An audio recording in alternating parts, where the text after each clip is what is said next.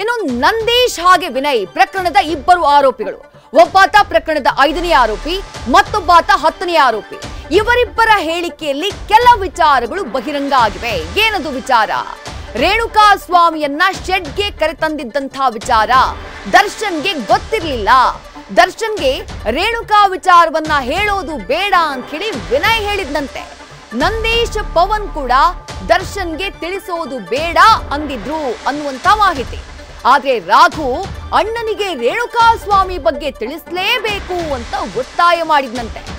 ಆಗ ಪವನ್ ವಿನಯ್ಗೆ ಕರೆ ಮಾಡಿ ಈ ವಿಚಾರವನ್ನ ದರ್ಶನ್ಗೆ ತಿಳಿಸಿ ಎಂದ. ನಾನು ಹೇಳಲ್ಲ, ನೀನೇ ನೇರವಾಗಿ ಬಂದ್ ಹೇಳು ಅಂತ ಹೇಳಿ ಸ್ಟೋನಿ ಬ್ರೂಕ್ ಮಾಲೀಕ ವಿನಯ್ ಹೇಳ್ದ ಅನ್ನುವಂಥದ್ದು ಗೊತ್ತಾಗ್ತಾ ಇದೆ. ಪವನ್ ನೇರವಾಗಿ ಸ್ಟೋನಿ ಬ್ರೂಕ್ಸ್ಗೆ ಬಂದು ದರ್ಶನ್ಗೆ ವಿಚಾರವನ್ನ ತಿಳಿಸಿದ್ದ. ಚಿಕ್ಕಣ್ಣ, ದರ್ಶನ್ ಹಾಗೆ ಸಹಚರರು ಆ ಸಂದರ್ಭದಲ್ಲಿ ಡಿ-ಬಾಸ್ ಸಫಾರಿಯಲ್ಲಿದ್ರು. ಸ್ಟೋನಿ ಬ್ರೂಕ್ನ ಡಿ-ಬಾಸ್ ಸಫಾರಿ. ಪವನ್ ಮಾಹಿತಿ ಕೊಟ್ಟ ಬಳಿಕ ಅಲ್ಲಿಂದ ನಟ ದರ್ಶನ್ ಹೊರಡ್ತಾರೆ ಡೈರೆಕ್ಟ್ ಆಗಿ ಪಟ್ಟಣಗೆರೆಯ ಶೆಡ್ಗೆ. ನಂದೀಶ್ ಹಾಗೆ ವಿನಯ್ ಹೇಳಿಕೆಯಲ್ಲಿ ಈ ವಿಚಾರಗಳು ಬಹಿರಂಗ ಆಗಿರೋದು. ಈ ಹೇಳಿಕೆಗಳಲ್ಲಿ ಎಷ್ಟರ ಮಟ್ಟಿಗೆ ಸತ್ಯಾಸತ್ಯತೆ ಇದೆ ಅದು ಗೊತ್ತಾಗಬೇಕು. ತನಿಖೆಯ ಸಂದರ್ಭದಲ್ಲಿ ಇನ್ ವಿಚಾರಣೆ ಆಗುತ್ತಲ್ಲ, ಕೋರ್ಟ್ನಲ್ಲಿ ಪಾಟಿ ಸವಾಲ್ ಆಗುತ್ತಲ್ಲ, ಆಗ ಗೊತ್ತಾಗುತ್ತೆ. ಯಾಕಂದ್ರೆ ಎಲ್ಲ 17 ಜನ ಆರೋಪಿಗಳ ಹೇಳಿಕೆಯಲ್ಲಿ ಒಂದಿಷ್ಟು ವಿಚಾರಗಳಲ್ಲಿ ಸಾಮ್ಯತೆ ಇದ್ರೆ ಮತ್ತೊಂದಿಷ್ಟು ವಿಚಾರಗಳಲ್ಲಿ ವ್ಯತ್ಯಾಸ ಇರೋದು, ಹೇಳಿಕೆಯಲ್ಲಿ ಭಿನ್ನತೆ ಇರೋದು, ಸ್ಟೋರಿಯನ್ನ ನರೇಟ್ ಮಾಡುವಲ್ಲಿ ಒಂದಿಷ್ಟು ಬೇರೆ ಬೇರೆ ರೀತಿಯಾದಂತಹ ಹೇಳಿಕೆಗಳಿರೋದನ್ನ ನಾವು ಗಮನಿಸಬಹುದು. ಬಟ್ ಇಲ್ಲಿ ನಂದೀಶ್ ಹಾಗೂ ವಿನಯ್ ಹೇಳಿಕೆಯಲ್ಲಿ ಒಂದಿಷ್ಟು ವಿಚಾರಗಳು ಬಹಿರಂಗ ಆಗ್ತಾ ಇವೆ. ಮತ್ತಷ್ಟು ಡೀಟೇಲ್ಸ್ ನಮ್ಮ ಪ್ರತಿನಿಧಿ ಸಂದೇಶ್ ನೀಡ್ತಾ ಹೋಗ್ತಾರೆ. ಸಂದೇಶ್, ದರ್ಶನ್ಗೆ ವಿಚಾರವನ್ನ ಹೇಳೋದು ಬೇಡ ಅಂತ ಹೇಳಿ ನಿರ್ಧಾರವನ್ನ ಮಾಡಲಾಗಿರುತ್ತೆ. ಆದ್ರೆ ಕಿಡ್ನಾಪ್ ಮಾಡ್ಕೊಂಡು ಬಂದಂತಹ ದರ್ಶನ್ ಸೇನೆಯ ಜಿಲ್ಲಾಧ್ಯಕ್ಷ ರಾಘವೇಂದ್ರ ಬಹುಶಃ ಆತನಿಗೆ ಸ್ಕೋಪ್ ತಗೊಳ್ಬೇಕು ಅನ್ನುವಂತಹ ಉದ್ದೇಶ ಇತ್ತು. ಆ ಕಾರಣಕ್ಕಾಗಿ ಈ ರೀತಿಯಾಗಿ ದರ್ಶನ್ಗೆ ಹೇಳುವಂತಹ ಸ್ಥಿತಿ ನಿರ್ಮಾಣ ಆಯ್ತು, ಅಥವಾ ಎಲ್ಲಾ ಇತರ ಆರೋಪಿಗಳು ಸೇರ್ಕೊಂಡು ರಾಘುವಿನ ವಿರುದ್ಧ ಹೇಳಿಕೆಯನ್ನ ಕೊಡುವಂತಹ ಸಂದರ್ಭದಲ್ಲಿ ಇಂಥದ್ದೊಂದು ಸ್ಟೇಟ್ಮೆಂಟ್ ಅನ್ನ ಕೊಟ್ರ ಹೇಗೆ ಅಂತ ಹೇಳಿ?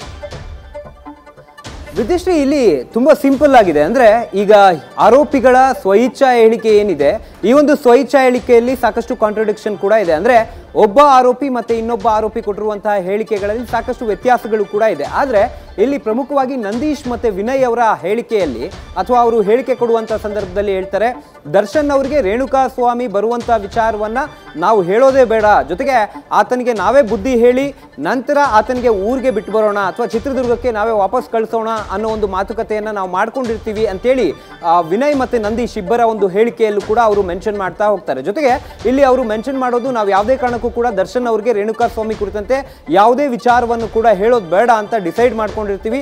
ಅದೇ ರೀತಿಯಲ್ಲಿ ಅಲ್ಲಿ ತೆಳೆದಂತ ಸಂದರ್ಭದಲ್ಲಿ ಅಥವಾ ಹಲ್ಲೆ ಮಾಡಿದಂತ ಸಂದರ್ಭದಲ್ಲೂ ಕೂಡ ರಾಘವೇಂದ್ರ ನಮಗೆ ಸಾಕಷ್ಟು ಫೋರ್ಸ್ ಮಾಡ್ತಾನೆ. ಯಾಕಂದ್ರೆ ಬೇಸಿಕಲಿ ರಾಘವೇಂದ್ರ ದರ್ಶನ್ ಅಭಿಮಾನಿಗಳ ಸಂಘದ ಅಧ್ಯಕ್ಷನಾಗಿರ್ತಾನೆ. ಜೊತೆಗೆ ದರ್ಶನ್ ನಿಂದ ಎಲ್ಲೋ ಒಂದು ಕಡೆ ರಾಘವೇಂದ್ರ ಕೂಡ ಕಳೆದ 1 ವರ್ಷದಿಂದ ಕೂಡ, ಅಂದ್ರೆ ಹತ್ಯೆ ಆದ ಹಿಂದಿನ 1 ವರ್ಷದಿಂದ ಕೂಡ ಒಂದು ರೀತಿಯ ಸಂಪರ್ಕ ಕಡಿತವಾಗಿರುತ್ತೆ. ಯಾಕಂದ್ರೆ ಪದೇ ಪದೇ ಕೂಡ ಈತ ಮನೆ ಹತ್ರ ಹೋಗಿ ದರ್ಶನ್ ಅವ್ರಿಗೆ ಪದೇ ಪದೇ ಕೂಡ ಆತ ಹಣಕಾಸಿಗಾಗಿ ಸಾಕಷ್ಟು ಪೀಡಿಸ್ತಾ ಇರ್ತಾನೆ. ಇದರಿಂದ ಎಲ್ಲೋ ಒಂದು ಕಡೆ ದರ್ಶನ್ ಕೂಡ ರಾಘವೇಂದ್ರ ಏನಿದ್ದ ಚಿತ್ರದುರ್ಗದ ಜಿಲ್ಲಾ ಅಭಿಮಾನಿಗಳ ಸಂಘದ ಅಧ್ಯಕ್ಷ, ಆತನನ್ನ ದೂರ ಇಟ್ಟಿರ್ತಾರೆ ಕಳೆದ 1 ವರ್ಷದಿಂದ. ಹೀಗಾಗಿ ಎಲ್ಲೋ ಒಂದು ಕಡೆ ರಾಘವೇಂದ್ರ ಕೂಡ ದರ್ಶನ್ ಅವರ ಮುಂದೆ ನಾನು ಗುರುತಿಸ್ಕೋಬೇಕು, ಜೊತೆಗೆ ದರ್ಶನ್ ಅವರು ಹೇಳಿರುವಂತಹ ಕೆಲಸವನ್ನ ನಾನು ಮಾಡ್ತಾ ಇದ್ದೀನಿ, ಜೊತೆಗೆ ದರ್ಶನ್ಗಾಗಿ ನಾನು ಏನೋ ಒಂದು ಕೆಲಸ ಮಾಡ್ತಿದ್ದೀನಿ ಅನ್ನೋ ಒಂದು ಉದ್ದೇಶದಿಂದ ವಿನಯ್ ಹಾಗೆ ನಂದೀಶ್ನ ಬಳಿ ಹೇಳ್ತಾನೆ, ನಾವು ಯಾವುದೇ ಕಾರಣಕ್ಕೂ ಕೂಡ ಹಾಗೆ ಹೋಗೋದು ಬೇಡ, ದರ್ಶನ್ ಅವ್ರಿಗೆ ಈ ವಿಚಾರವನ್ನ ಮುಟ್ಟಿಸ್ಲೇಬೇಕು ಅಂತೇಳಿ ಅವ್ರಿಗೆ ಫೋರ್ಸ್ ಮಾಡೋದಕ್ಕೆ ಶುರು ಮಾಡ್ತಾರೆ. ಆಗ ವಿನಯ್ ಪವನ್ಗೆ ಫೋನ್ ಮಾಡಿ ಅಥವಾ ಪವನ್ ವಿನಯ್ಗೆ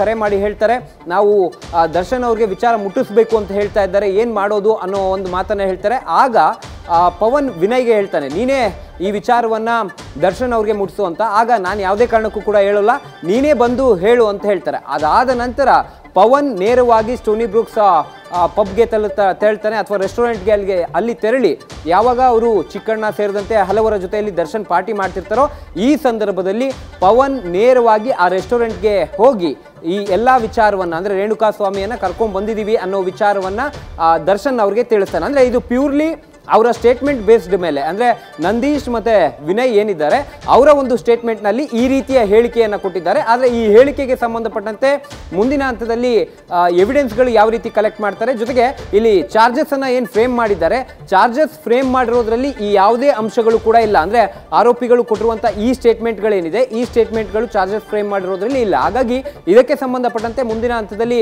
ಎವಿಡೆನ್ಸ್ ಯಾವ ರೀತಿ ಕಲೆಕ್ಟ್ ಮಾಡ್ತಾರೆ ಅನ್ನೋದನ್ನ ಕಾದು ನೋಡಬೇಕಾಗಿದೆ. ವಿದೇಶ್ ರೈಟ್, ಥ್ಯಾಂಕ್ ಯು ಸಂದೇಶ್ ತಮ್ಮೆಲ್ಲ ಡೀಟೇಲ್ಸ್ಗೆ.